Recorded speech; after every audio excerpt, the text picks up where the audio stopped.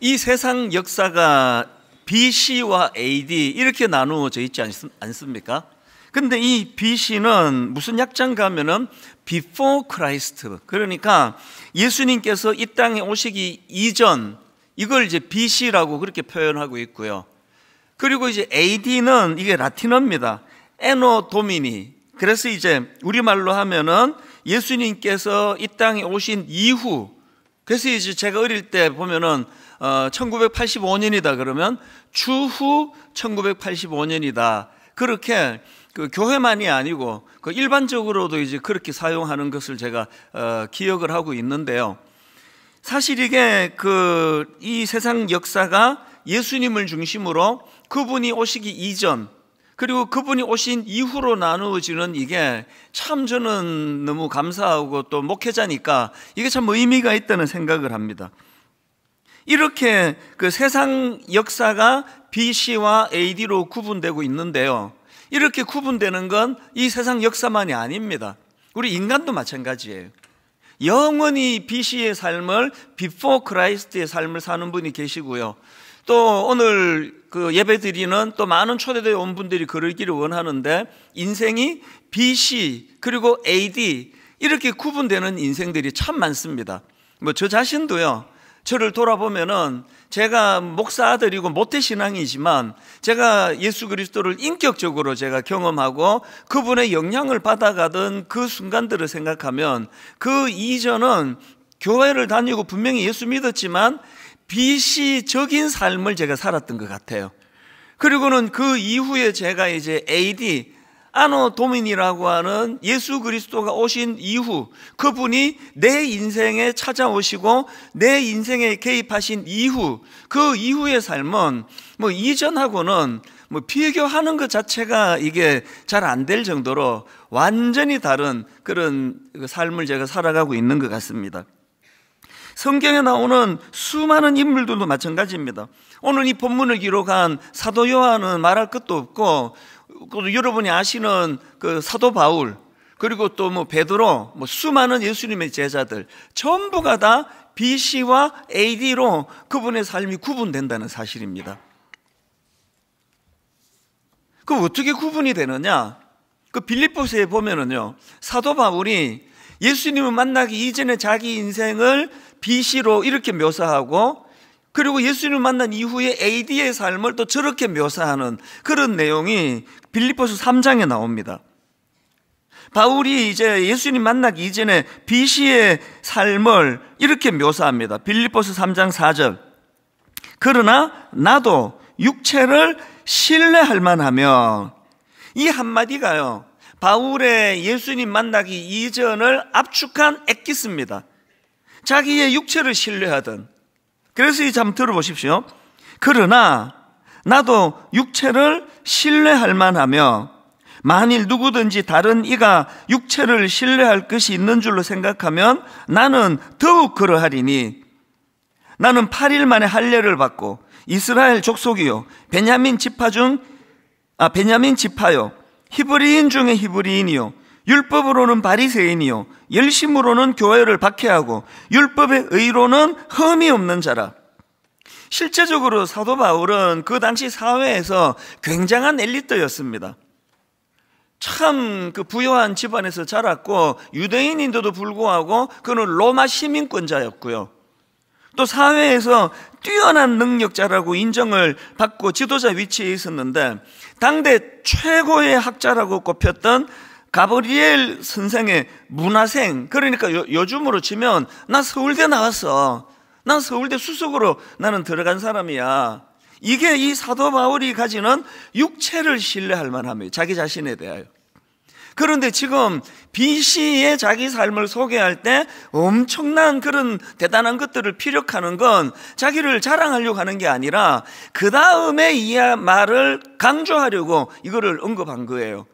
이게 BC의 삶인데 이제 그리고는 그 다음 7절에 보면은 이제 그 AD 예수님을 만난 이후에 자기 삶을 묘사하는데 7절이 그러나 이렇게 시작합니다. 여기 나오는 이 그러나라는 접속사는요, 방금 앞에서 자기가 소개했던 엄청난 그런 지식인이고 또 학자고 그리고 또 엘리트고 이런 모든 소개하는 모든 걸 한 번에 허물어뜨리는 차원에서의 그러나예요. 그러나 무엇이든지 내게 유익하던 것을 내가 그리스도를 위하여 다 해로 여길 뿐더러 또한 모든 것을 해로 여김은 내 주 그리스도 예수를 아는 지식이 가장 고상하기 때문이라. 내가 그를 위하여 모든 것을 잃어버리고 배설물로 여김은 그리스도를 얻고, 그의 BC와 AD의 삶을 확연하게 드러낼 수가 있거든요. 그러니까 예수님 만나기 이전에 그의 BC의 삶은 자기를 드러낸, 자기를 자부하던, 그러니까 자기 육체를 신뢰하는, 내가 갖고 있는 직장, 또 내가 누리고 있는 여러 가지 사회적인 어떤 지위, 그리고 이제 벌어놓은 돈, 집 문서, 통장에 있는 돈, 그러니까 이런 것들을 의지하던 삶이었다면, 그가 예수 그리스도를 만난 AD의 삶이, 그러나, 그러니까 예수 믿는다는 건요, 그 앞에 내가 추구하던, 그 앞에 내가 자랑하던, 그 앞에 내가 관심을 갖던 이 모든 것들이 다 흐트러지는 것으로 시작되는 게 예수를 제대로 믿는 거라고 생각합니다. 근데 저는 이 빌립보서에서 사도 바울이 이제 자기의 BC와 AD의 삶을 설명하는 거기에서 어떤 단어 하나가 제 마음에 꽂혀 있는데요, 그게 헬라어로 후테렉소라는 단어입니다. 바울이 지금 후테렉소라는 단어를 어디에다 쓰는가 하면 8절을 보십시오. 또한 모든 것을 해로 여김은 내 주 그리스도 예수를 아는 지식이 가장 고상하기 때문이라. 여기 나오는 고상하다, 이게 후테렉소입니다. 이 단어는요, 합성어인데요, 휘페르라는 단어하고 엑소라는 단어의 합성어인데, 이 휘페르라는 단어는 그 이상, 또 그 너머, 이런 뜻을 가진 단어고, 엑소, 이 단어는 소유하다, 가지다, 이런 뜻을 가진 단어예요. 그래서 그 당시 사람들이 이제 하나님을 모르는 상황이니까요, 그들이 썼던 후테렉소는 인간의 노력이나 연습으로 가질 수 있는 최상의 상태.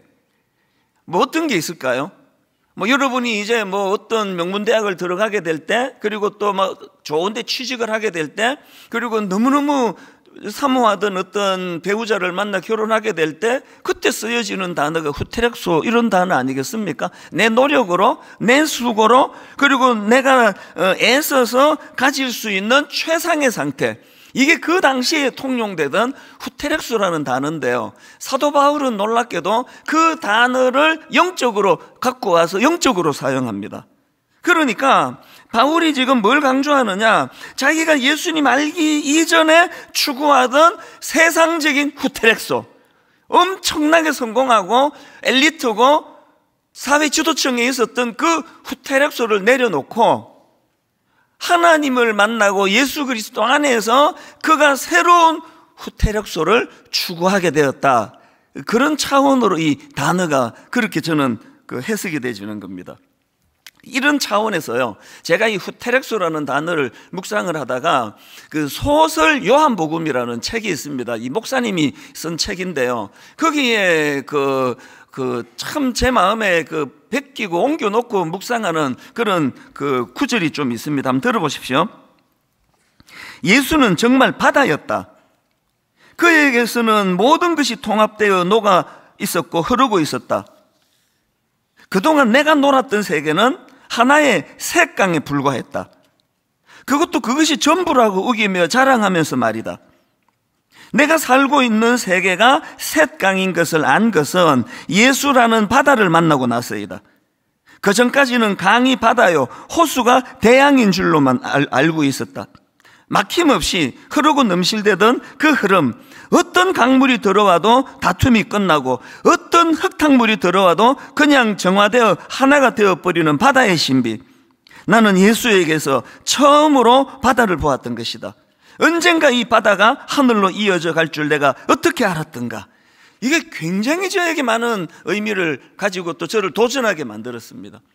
자기가 예수 알기 전에 그 샛강을 바다로 알고 있었다는 거예요. 그 코딱지만한 작은 호수가 이게 대학인 줄 알았다는 거예요. 이게 너무너무 의미 있는 이야기 아닙니까? 그 고3 입시생들을 보면은 그 대학 입시가 막 그냥 막 자기 인생의 모든 거라 생각해요. 그래서 입시에 실패하고 막 그 죽는 애도 생기고 그러잖아요. 나이가 이제 이렇게 들어보니까 그 아무것도 아닌 거더라고요. 저도 이제 미국에서 대학 졸업을 위해 가지고 죽을 고생을 하면서 정말 뭐 상상하기 어려운 그런 시간을 보내 가지고 겨우 이제 대학 졸업장을 하나 땄는데요. 지금 와서 돌아보니까 그 신학대학원 입학할 때 서류 낼 때 쓰고 지금까지 한 번도 쓴 적이 없습니다. 아무것도 아니에요. 우리가 예수를 안다는 건요, 지금까지 내가 이 색강을 바다로 알고 있던, 아무것도 아닌데 인생 전부를 걸고 있던 이게 참 어리석다는 걸 깨닫게 되는 겁니다. 제가 결혼 딱 30주년이 됐는데요, 요즘에 와서 신혼 때를 많이 제가 돌아보면 마음이 아파요. 그 결혼하고 한 3, 4년 어간까지 아무것도 아닌 이런 걸 가지고 그렇게 그 문제 삼고 그것 갖고 싸우고 또 그쪽도 마찬가지고, 지금 생각하면 뭐 이러면 어떻고 저러면 어떻습니까? 아니 뭐 치아 가운데로 북 짜면 어떻습니까? 틈날 때마다 끝에서부터 해주면 되더라고요. 막 그냥 그 너무너무 좋은 배우자를 주셨는데 아무것도 아닌 그 색강이 이게 바다인 줄 알고 이것 갖고 미워하고 분노하고 다투고, 그래서 제가 예수 그리스도를 제대로 믿고 가정이 달라졌어요.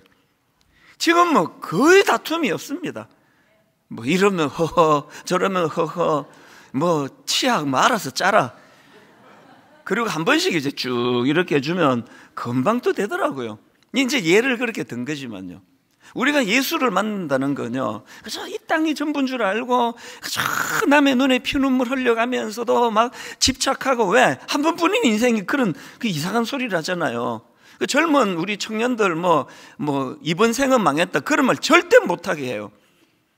이번 생은 망했다 이런 소리 하지 마라. 그 색강이다, 이 표현으로 빗대 갖고 설명을 드리자면요, 그게 참 여유로워가지고, 저는 원래가 그 성격적으로 굉장히 급하고 또 막 욱하는 성격이 있고 다혈질이고, 차 몰고 가다가 30대는 막 누가 그냥 확 끼어들고 그러면 막 끝까지 따라가서 보복해야 직성이 풀리는 성격이었는데요, 색강으로 살 때 제가 그랬습니다. 요즘에는 제가 저를 돌아봐도 믿겨지지 않을 만큼 마음에 여유가 생겨요. 그래서 뭐 누가 끼어들면 아이고 참 되게 급한가 보네, 바쁜가 보네, 늦지 않고 가시기를 축복합니다, 이런 이상한 말도 막 하고요. 아니 비꼬는 게 아니라 마음에서 축복이 나와요. 얼마나 급하면 저렇게 싸가지 없이 막 끼어들고 그러겠냐고요. 그게 색강이 바다인 줄 알고 살아가는 수많은 사람들이 인생을 너무 쓰잘데없는데 허비하고 사는 거예요. 그 막 누구를 미워하고 분노하고 그 돌아보면은요, 참 그 제가 요즘은 아내하고 저하고요 서로가 막 노래를 불러요. 우리는 신혼 때보다 지금이 훨씬 좋아요. 제 아내에게도 믿음이 깊어가고 저에게도 믿음이 더 깊어지고 하니까 너무너무 그런 사소한 일에 그렇게 신경 쓰지 않고, 자다가 일어나도 이런 배우자를 주신 하나님께 너무 감사가 나오고 하나님 앞에 서로 축복하고 같이 꿈을 꾸고, 이게 후테렉소예요. 인간의 후테렉소. 내가 노력하고 내가 집착하고 내가 몸부림쳐서 얻을 수 있는 최상의 것. 바울이 그걸 BC를 갖고 피력했다면 그가 그거를 내려놓고 예수 그리스도를 만난 이후로 인간의 한계를 뛰어넘는 하나님의 후테렉소, 절대로 우리가 죽었다 깨어나도 도달할 수 없는 그 하나님의 후테렉소를 예수 그리스도를 통해서 우리가 얻게 되었다. 이걸 지금 바울이 피력하고 있는 거거든요. 그래서 제가 오늘 지난주 살펴본 오늘 본문 말씀을 이제 오늘 초대되어 온 예수 믿지 않으시는 우리 손님들에게 이 본문 말씀을 이제 다시 제가 소개해 드리고 싶은데요, 사도 바울이 도대체 예수 그리스도에 뭘 발견했길래 그렇게 인생이 여유로워지고, 바울도 보면은 그 예수 믿기 전에 성격이 그 엄청 다혈질이고 아집으로 쌓여 있고, 자기 생각만이 항상 옳고 자기 생각과 다른 사람은 다 적이고, 이렇게 편협하게 짝이 없었던 사람이 사도 바울인데, 성경에서 묘사되는 바울은 그 마음이 바다같이 넓어요. 얼마나 포용력이 깊고 넓고, 그런 바울을 보면서 이게 그 예수 믿는 사람의 모습이구나. 그럼 사도 바울은 어떤 예수님을 만났길래 그런 후테렉소를, 단어를 바꾸어 가면서 그렇게 기쁨을 노래하는가? 그게 지난주 우리가 살펴봤던 요한복음 1장 4절 5절에서 그 예수님의 제자 요한이 발견했던 그 두 가지랑 똑같은 거더라고요. 자, 요한복음 1장 4절 5절입니다. 그 안에, 예수 그리스도 안에 생명이 있었으니 이 생명은 사람들의 빛이라. 빛이 어둠에 비치되 어둠이 이기지 못하더라. 바울이 예수 그리스도를 통해서 얻게 된 영적인 후테렉스는 두 가지인데요, 하나는 생명이고 하나는 빛이에요. 지난주에도 설명드렸지만 여기 나오는 생명은 헬라어로 조에. 그런데 여러분, 성경에 보면은요, 이 조에라는 단어에다가 이제 영원한, 이런 뜻을 가진 아이오니오스라는 그 형용사를 덧붙여서 설명하는 경우가 많이 있습니다. 예를 들면은, 자, 요한복음 3장 14절 15절입니다. 모세가 광야에서 뱀을 든 것 같이 인자도 들려야 하리니 이는 저를 믿는 자마다 영생, 여기도 영생이 나오죠. 영생을 얻게 하려 하심이라. 여기 나오는 영생, 영원한 생명이요, 조에 아이오니오스예요. 아이오니오스가 뭐라 그랬죠? 영원한이라는 뜻이라 그랬잖아요. 주님이 우리에게 주신 생명 조에는 이 땅에서 살아가는 그 생명이 아니에요. 이 생명은 영적인, 그리고 영원한 생명. 그래서 이게 조에 아이오니오스인데요, 똑같은 표현을 반복해서 우리가 잘 아는 요한복음 3장 16절에서도 그대로 지금 피력합니다. 하나님이 세상을 이처럼 사랑하사 독생자를 주셨으니 이는 그를 믿는 자마다 멸망하지 않고 영생을 얻게 하려 하심이라. 조에 아이오니오스예요. 영원한 생명.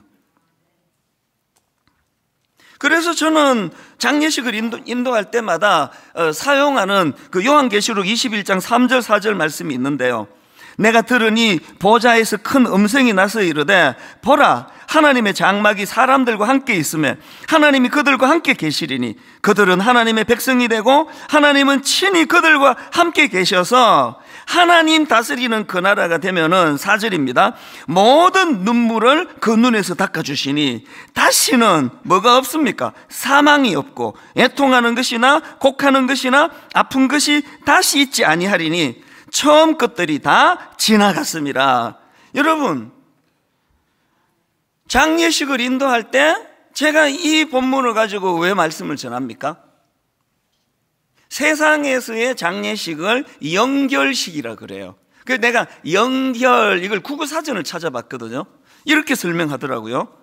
연결, 이건 죽은 사람과 산 사람이 서로 영원히 헤어짐, 이게 연결이래요. 하나님 없는 비시의 삶에서의 장례식은 영원한 이별이에요. 다시 못 만나요. 그런데 제가 방금 읽어드렸던 그 말씀처럼 AD의 삶을 사는 사람들은 예수 그리스도로 인하여, 그분이 십자가로 인하여 우리가 조에 아이오니오스, 영원한 생명을 얻게 됐습니다. 그래서 이제 하나님 다스리는 그 나라를 꿈꾸고 소망하고 기대하고 갈망하며 그렇게 사는 게 이 땅에서 예수 믿는 사람입니다.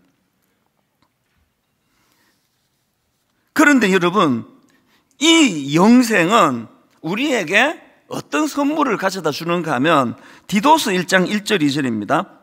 하나님의 종이요 예수 그리스도의 사도인 나 바울이 사도된 것은 하나님이 택하신 자들의 믿음과 경건함에 속한 진리의 지식과, 그 다음에 영생이 나옵니다. 영생에 뭘 위한다고요? 소망을 위함이라요. 주님 주시는 영생은 우리에게 소망이라는 선물을 줘요. 저는 이제 그 목회자 치고도 그 양상이 조금 복잡하게 사는 사람 아닙니까? 분당 우리 교회만 제가 섬기는 게 아니라 타 교회 분들도 많이 연락을 주세요. 그리고 또 목사님들, 후배 목사님들이 많이 연락을 주세요. 그 하나같이 아픈 이야기들이 많아요. 억장이 무너지고 마음이 절망지고 이런 분들이 목사님 한 번만 만나기를 원합니다. 그래서 많은 그런 일들을 제가 경험하는데요. 그래서 제가 이제 가끔씩 번아웃이 와요. 이게 지금 사실 지금 제가 안식년 기간이어야 하거든요. 2년 전부터 이제 좀 지친다, 이게 좀 쉬어야 된다 그러는데 교회 상황상 제가 안식년을 가질 수가 없는 상황이에요. 그러면 이제 번아웃이 와요. 제가 이제 마음에 진짜 참 버겁다, 이제 그런 생각이 들면 제가 습관처럼 나오는 찬양이 하나 있는데요. 이거 제가 우리 옥하는 목사님께 배운 거예요. 곡을 배운 건 아니지만 우리 목사님도 이 찬양을 한 번씩 부르시더라고요. 이 찬양입니다. 사막에 샘이 넘쳐 흐르리라, 사막에 꽃이 피어 향내 내리라, 주님이 다스리는 그 나라가 되면은 사막이 꽃동산 되리. 근데 막 지치고 힘들 때 막 이 세상이 사막 같아요. 막 목이 말라요. 막 갈증을 느껴요. 그럴 때면 하나님이 제게 소망을 주세요.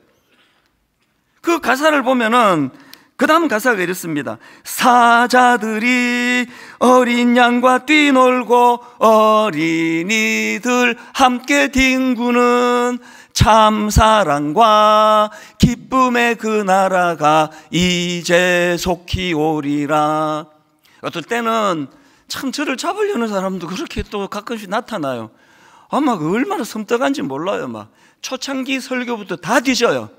그리고 단어 하나 제가 실수 잘못하면 이제 그걸 가지고 막 말로 다 할 수 없이 그렇게 공경에 빠뜨리고 공격하고 이런 일들을 가끔씩 제가 겪을 때, 그래서 참 회의가 온다. 그럴 때 이 찬양이 나와요. 생각해 보니까 우리 옥하는 목사님도 목격이 힘들었나 봐요. 이 찬양을 그렇게 부르시더라고요. 이게 뭐 우리 목회자만의 문제가 아니고요. 여러분 그 2절 가사를 한번 보세요. 사막에 숲이 우거지리라, 사막에 예쁜 새들 노래하리라, 주님이 다스리는 그 나라가 되면은 사막이 낙원되리라. 그 다음 가사를 보세요. 독사굴에 어린이가 손 넣고 장난쳐도 물지 않는 참 사랑과 기쁨의 그 나라가 이제 속히 오리라. 이사야서 11장을 가지고 만든 찬양인데요. 우리가 왜 세상에서 상처받습니까? 우리가 세상에서 상처받는 거는 자꾸 이상하게 우리에게 상처를 주는 사람이 많아요. 그리고 끊임없이 이 땅에서는 그저 그냥 내가 부유하게 자라지 못한 그 이유 때문에, 내가 막 탤런트처럼 그렇게 아름답지 못하다는 그 이유 때문에, 내가 가진 어떤 약점 하나를 붙잡고 끊임없이 나를 조롱하고 공격하고 초라하게 만들고 이런 경험을 하며 사는 게 이 땅에서의 삶이에요. 그래서 무슨 소망을 주십니까? 예수 그리스도가 주신 조에 이 영원한 생명을 가진 자들은 소망을 선물로 받는데요. 아까 그 9절에 이런 내용이 있었잖아요. 사자들이 어린 양과 뛰놀고. 이 무슨 표현이겠습니까? 세상에서는 이런 일 없습니다. 잘난 놈들은 잘난 놈들끼리 놀지 우리같이 뭐 그저 그런 사람 안 껴줘요. 그리고 막 그냥 약육강식 아닙니까? 조금만 으스룩하더니 제가 우리 교역자들한테 이런 말을 해요. 인간의 죄성을 드러내는 말 중에 하나가 누울 자리 봐가면서 발 뻗는다. 이게 참 나쁜 말로 생각된다. 어떨 때는 사람이요, 저 사람 착하고 너무 좋아 그러면 자꾸 발을 뻗어요. 저희 애가 그 3살 땐가 이럴 때 미국에 갔거든요. 자기 고모들한테 이제 인사하러 또 할머니도 뵙고 갔는데, 그 당시로 저희 누나가 이제 그 뇌 수술을 하고 누워있던 상황이에요. 집에 가만히 누워있으니까요, 이 3살 먹은 애가요, 정말 이게 죄성을 보여주는 모습이에요. 이 3살 먹은 애가 이게 그 어른 하나가 움직이지도 않고 누워만 있거든요. 그러니까 이제 테스트 하는 거예요. 자기 고모를 이렇게 꼬집는데요, 어떻게 꼬집는지 아세요? 이렇게 꼬집으면서 고모를 계속 보면서 꼬집어요. 이분의 인내의 한계가 어디까지인가? 이게 참 뭐 3살 먹은 애가 뭐 알고 그랬겠습니까? 본능인 거예요. 이렇게 꼬집는 거예요. 그래서 이제 아야! 혹은 하지마! 그러면 여기까지가 걔가 한계인 거거든요. 얘가 어린애가 꼬집으면서 해를 끼치면서 그 상대방의 반응을 보면서 꼬집는 이게 참 이게 죄성의 흔적이라는 생각이 드는 겁니다. 그래서 누울 자리 봐가면서 발 뻗는다는 게 다른 뜻으로도 쓰지만 인간의 죄성으로 그저 온순하고 좋으면 혹은 자기 생각에 좀 시시하게 생각이 되면 발을 확 뻗어버리는 거라고 이걸 빗대어 갖고 제가 드리는 말씀이죠. 그런데 지금 사자들이 어린 양과 뛰어논대요. 뭘 의미합니까? 세상의 강자가 세상의 초라한 약자들과 힘으로 제압할 수 있는 그 사자가 어린 양을 해를 끼치지 않는 것. 그 다음에 독사굴에 어린애가 손 넣는 것. 뭘 이야기합니까? 아무리 철없는 어린애라 할지라도 함부로 대하지 않고 연약한 자라고 무시하지 않고 해를 끼치지 않고 참 사랑과 기쁨의 그 나라가 이제 속히 오리라. 제가 이 땅에서 지치고 사람에게 상처받고 힘들 때 그 사람에게 제가 뭐 찾아가서 사과해라고 이런 말 안 해요. 저는 소망을 가지는 거예요. 조회. 하나님, 제가 이 땅에서 사명을 감당하는 과정에서 억울한 일 많이 당하고 모함 많이 당하고 가짜 뉴스 가끔씩 경험하고 하지만 아버지 그런데 연연하지 아니하고 저는 오히려 이 세상이 힘들면 힘들수록 조회, 영원한 하나님 다스리시는 그 나라를 저는 꿈꾸기를 원합니다. 그게 여러분 장례식 때 요한계시록 21장 4절 다시 한번 보십시오. 모든 눈물을 그 눈에서 닦아주시니 다시는 사망이 없고 애통하는 것이나 곡하는 것이나 아픈 것이 다시 있지 아니하리니 처음 것들이 다 지나갔음이로라. 사실 지난 7월 달에 99세 되시는 저희 어머니에게 고비가 오셨어요. 그래서 급하게 새벽에 미국에서 연락이 왔는데 이제는 돌아가실 것 같다. 그래서 그날 전화 끊고 바로 비행기표 예약하고 수의를 챙기고 그래서 이제 미국 갈 준비를 하고 있었는데 그 짧은 그 한나절 동안 내 생애에 처음 겪어보는 경험을 했어요. 굉장히 복잡한. 그래서 나중에는 이제 기적적으로 또 하나님이 생명을 연장시켜 주셔서 이제 원래로 회복이 되셨는데요. 그 짧은 한나절 동안에 어머니가 이 땅을 떠나시는구나. 그 말로 다 할 수 없는 슬픔이 오전 내내 내 마음에 물밀듯 슬픔이 밀려왔고요. 놀라운 게 뭔지 아세요? 또 다른 내 마음 한편에서 너무 감사하다, 너무 귀하다. 우리 어머니 드디어 이 땅에서의 사명이 다 끝나시고 이제 주님 품에 안기시는구나, 안식하시는구나. 이것보다 더 감사한 일이 어디 있느냐고. 이 슬픔과 기쁨의 환희가 막 뒤엉켜가지고 내 마음을 뒤덮였던 그 한나절을 저는 잊을 수가 없어요. 조회가 없는 비시의 인생은 후자가 없는 거잖아요. 마냥 슬프기만 한 거잖아요. 못해드린 것만 기억이 나는 거잖아요. 이 소망이에요. 그런데 여러분, 여기서 중요한 한 가지 포인트가 있습니다. 자, 시편 133편 1절부터 3절을 보십시오. 보라, 형제가 연합하여 동거함이 어찌 그리 선하고 아름다운고, 머리에 있는 보배로운 기름이 수염 곧 아론의 수염에 흘러서 그의 옷깃까지 내린 같고, 헐몬의 이슬이 시온의 산들에 내린 같도다. 거기서 여호와께서 복을 명령하시니 곧 영생이로다. 여기도 지금 영생이 나오잖아요. 그런데요, 지금 여기 보면은 하나님 주시는 복이 영생인데 그 복이 얼마나 풍성한가를 2절과 그 앞에 나오는 3절에서 설명하는데요. 어떤 이미지를 쓰는가 보니까 2절에 보니까 그 머리에 있는 보배로운 기름이 수염 곧 아론의 수염이 흘러서, 이 이미지는요, 기름 부음 받은 제사장에게 기름을 붓는 이미지인데, 기름을 그냥 이렇게 감질나게 이렇게 붓는 게 아니라 어떻게 부어요? 머리부터 온 옷을, 몸을 다 흠뻑 젖을 수 있도록 부어주신다는 거예요. 이 이미지를 사용해서 하나님이 주시는 영생의 풍성함이 얼마나 풍부하고 풍성한가를 그렇게 설명하는 거고요. 3절에 보니까 헐몬의 이슬이 나오는데요, 이건 헐몬산이에요. 그 지도를 보면은요, 요단 강줄기 맨 북쪽 윗자락에 엄청나게 우뚝 솟은 그 산이 있는데 그게 헐몬산입니다. 이스라엘은 우기와 근기로 나누는데요, 우기에 비가 막 엄청 막 쏟아지면은 이 헐몬은 마치 스펀지가 머금듯이 비를 머금어요.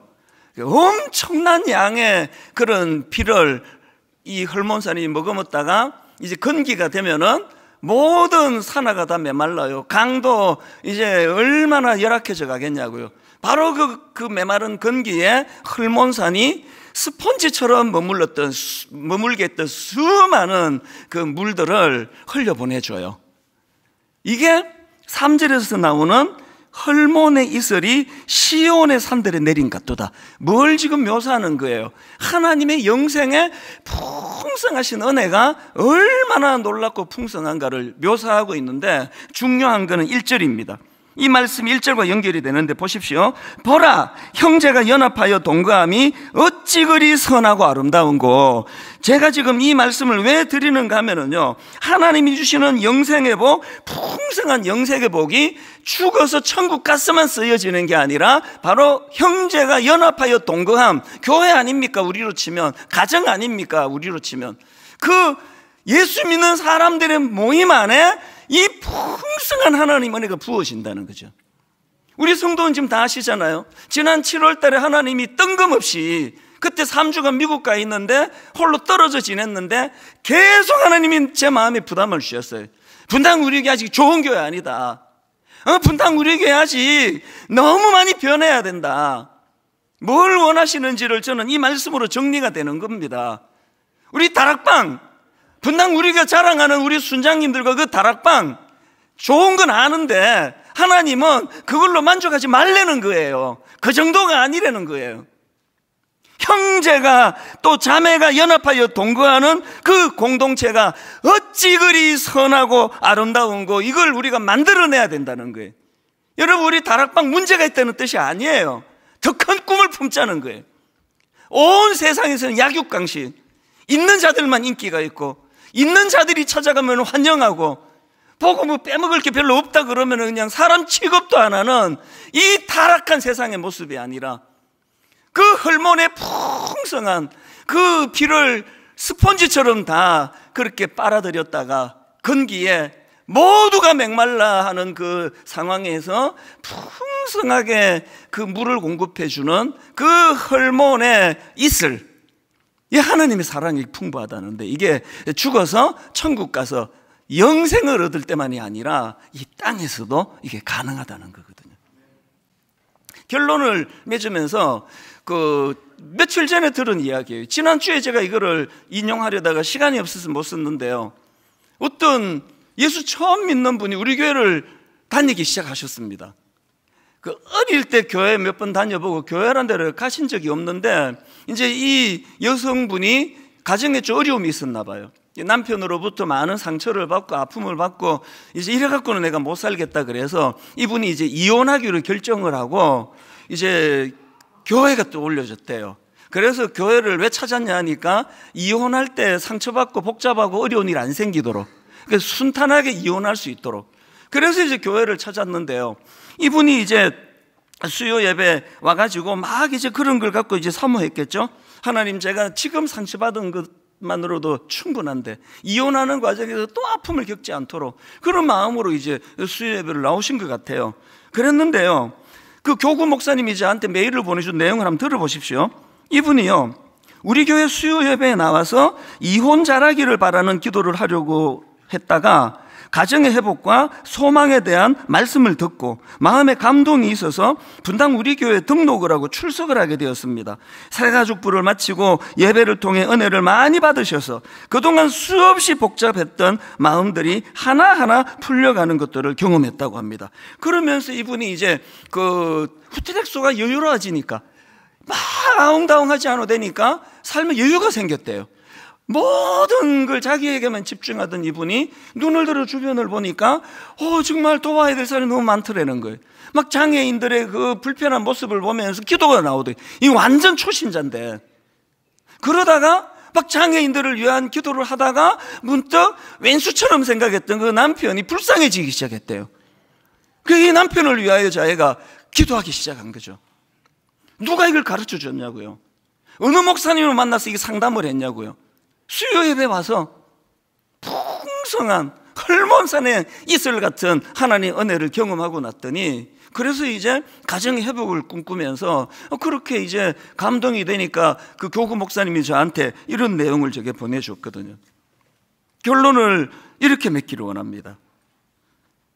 오늘 설교 제목을 내 삶의 이유, 콤마하고 예수 그리스도 이렇게 잡았는데요, 여러분, 사도 바울이 경험했던 BC의 인생에 추구하던 후테렉소를 내려놓고 예수 만난 이후에 AD에 주님이 주시는 후테렉소를 사모하게 된다면 곧 알게 되실 겁니다. 내가 추구하던 게 난 바다라 생각했는데 이 색강이었구나. 이게 아무것도 아닌 일에 내 인생을 너무 많이 허비했구나.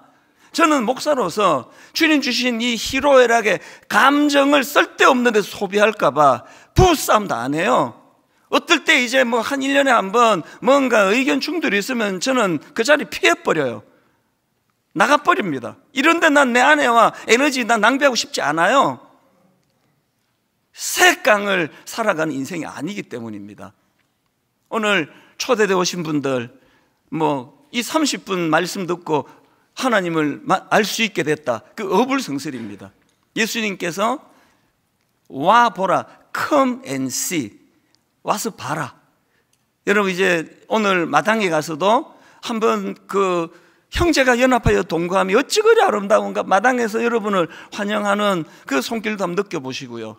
다음 주일, 또 그 다음 주일 조금씩 하나님의 사랑을 알아간다면 여러분의 인생도 진짜 바다 같은 예수 그리스도 그분의 생명을 소유하게 될 줄로 믿습니다. 우리 이 찬양으로 설교를 좀 다 정리할 수가 있을 것 같습니다. 아버지 사랑 내가 노래해, 아버지 은혜 내가 노래해. 그 사랑, 변함없으신, 거짓 없으신, 성실하신 그 사랑, 우리 같이 가사를 생각하면서 찬양 같이 불러보시겠습니다. 아버지 사랑 내가 노래해, 아버지 은혜 내가 노래해. 그 사랑 변함없으신, 거짓 없으신, 성실하신 그 사랑, 상한 갈대 꺾지 않으시는, 꺼져가는 등불 끄지 않는,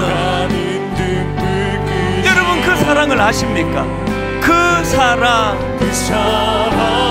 변함없으신, 거짓 없으신,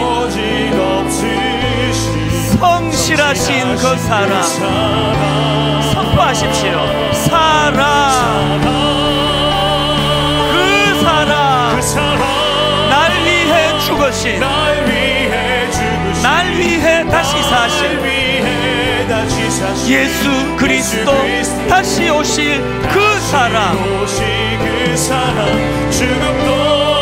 죽음도 생명도 천사도 하늘의 어떤 권세도 끊을 수 없는 영원한 그 사랑 예수.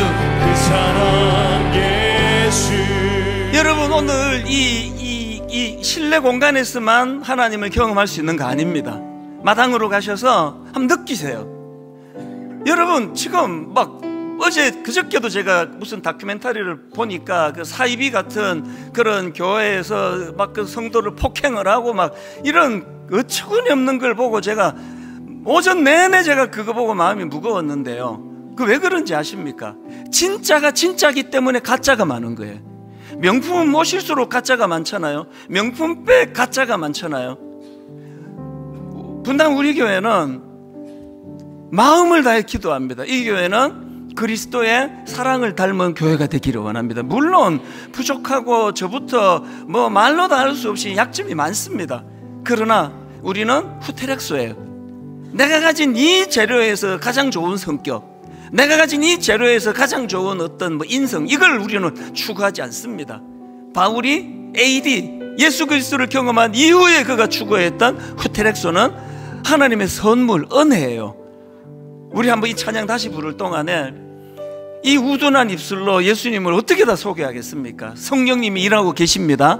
성령님이 오늘 초대되어 오신 너무 귀한 우리 VIP 그 손님들에게 성령님이 그 마음을 활짝 열어주시고, 뭔지는 내가 잘 모르지만 뭔가 마음에 작용이 일어나도록 은혜 주시기 원합니다. 분당 우리 교회는 냄새나는 엉터리 주님 이름만 빙자하는 가짜 교회가 되지 않기를 원합니다. 분당 우리 교회는 정말 주님을 목말라 하는 헐몬산의 이슬을 갈망하는 그런 교회가 되기를 약속을 드리는데요, 우리 한 번 더 이 찬양 부르실 동안에 인간의 어떤 지혜와 생각을 뛰어넘는 성령님의 인도하심이 있기 원합니다. 아버지 사랑 내가 노래해, 아버지 사랑 내가 노래해, 아버지 은혜 내가 노래해. 은혜 내가 노래해. 여러분 그 사랑을 아십니까? 그 사랑 변함없으신 거짓 없으신 성실하신 그 사랑, 이게 주님의 사랑입니다. 상한 갈대 꺾지 않으시는, 꺼져가는 등불 끄지 않는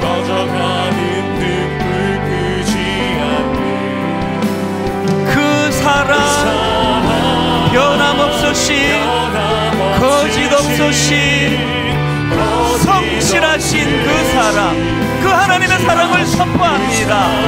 사랑,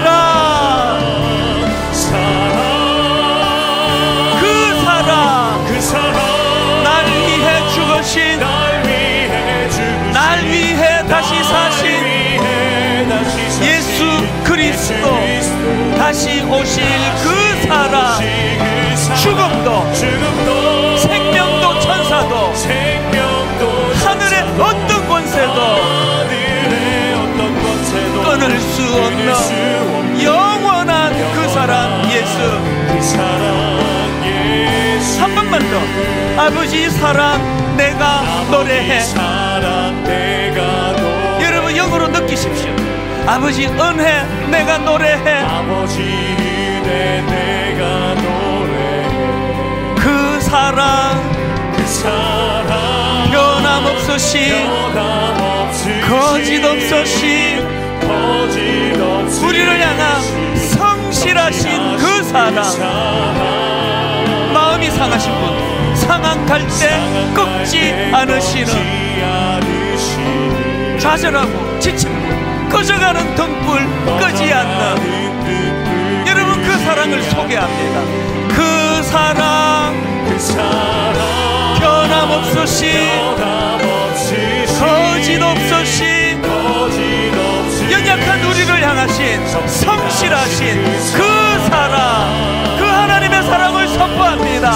사랑, 그 사랑, 날 위해 죽으신, 날 위해 다시 사신 예수 그리스도, 다시 오실 그 사랑, 죽음도 생명과 생명도 천사도 하늘의 어떤 권세도 끊을 수 없는 영원한 그 사랑 예수. 우리 다 자리에서 일어나셨어. 그 사랑, 날 위해 죽으신, 날 위해 다시 사신 예수 그리스도, 다시 오실 그 사랑, 믿음으로 선포합니다. 죽음도 생명도 천사도 하늘의 어떤 권세도 끊을 수 없는 영원한 그 사랑 예수. 우리 각자에게 주신 대로 기도하기 원합니다. 특히 오늘 여기 초대받아 오신 너무너무 귀한 우리 VIP, 귀한 손님들, 하나님 내가 만난 그 예수 그리스도의 사랑을 그들도 경험하게 해주셔서, 내가 지금까지 바다라고 생각하고 집착했던 것들이 이게 셋강이었구나, 하나님 앞에 이 깨달음의 은혜를 축복하며 같이 기도합니다. 합심해서 같이 기도하시겠습니다. 살아계신 하나님 아버지, 오늘 주신 이 말씀을 마음에 담고 오늘 여기 초대받아 오신 귀한 VIP 하나님 아버지 초대받아 온 손님들을 축복하며 기도합니다. 하나님 우리 인생은 BC와 AB로 나누어집니다. 아버지 종이 주님을 제대로 인격적으로 만나기 이전에 BC적인 삶을 살아가는 제 삶을 돌아보고 우리의 삶이 될 수 있도록 이 세상이 말하는 내가 노력하고 내가 수고했었는 그런 캐릭터가 아니라 하나님 인간의 노력과 수고를 뛰어넘는 하나님의 은혜의 캐릭터를 살아가게 주시옵소서. 그 생명을 우리에게 값없이 주님의 그 은혜를 날마다 누리며 날마다 감격하며 날마다 감사하며 나아가시며 우리가 될 수 있도록 인도하여 주시옵소서. 주님께서 다스리는 그 나라 가운데 우리의 생명을 펼쳐지게 하여 주시옵소서. 우리 삶을 아버지 놀랍고 우리의 생명을 다스리는 그 나라를 날마다 누릴 수 있는 은혜를 더하여 주시옵소서. 와서 보라고 하신 하나님의 부르심에 감사하며 겸손하게 날마다 우리 삶을 이루되시는 예수 그리스도 한 분만으로 기도하며 나아가시는 우리의 삶이 될 수 있도록 주여 인도하여 주시옵소서. 주님만의 말로 나아가시는 놀라운 주님의 사랑을 찬양하며 나아갑니다. 하나님, 제가 만난 그 예수 그리스도를 정말 잘 소개하고 싶은데 종의 입술이 너무나 우둔합니다. 이 정도가 아닌데, 이렇게 소개하면 안 되는데 아버지 종의 안타까움을 아실 줄 믿습니다. 인간의 입술로 소개되지 못하는 그 놀라우신 예수 그리스도를 이 시간 성령님께서 그들 마음에 임재하시고 아버지 뭔지는 모르지만 마음을 움직이게 하는 영적인 신비로운 은혜를 바로 이 순간에 허락하여 주시옵소서. 세상에서 상처를 참 많이 받습니다. 약하다는 이유 때문에, 드러나는 어떤 특별한 장점이 없다는 이유 때문에. 하나님, 어떤 성도는 직장 상사에게 너무나 그런 비인간적인 대우를 받아서 마음이 무너지는 일들을 경험한다라고 이런 이야기들을 들을 때마다 아버지 종은 사자굴에 어린애가 손을 넣어도 해를 당하지 아니하고 독사굴에 어린애가 손을 넣어도 해를 당하지 않는 주님이 다스리는 그 나라를 꿈꾸게 됩니다. 그리고 그렇게 허락해 주신 분당 우리 교회를 통하여 그 하나님 나라의 모형으로 그 하나님 다스리는 그 나라가 얼마나 놀라운가를 우리 다락방에서 이 교회 안에서 맛보도록 하나님 은혜 내려 주시옵소서. 우리들 마음에 상함을 치유해 주시는 그 주님을 마음으로 영접하기를 원합니다. 이번 주, 다음 주 본당 안에서와 마당에서 만나는 수많은 사람들에게서 그리스도의 향기를 아버지 맡을 수 있도록 선한 하나님 인도하여 주시옵소서.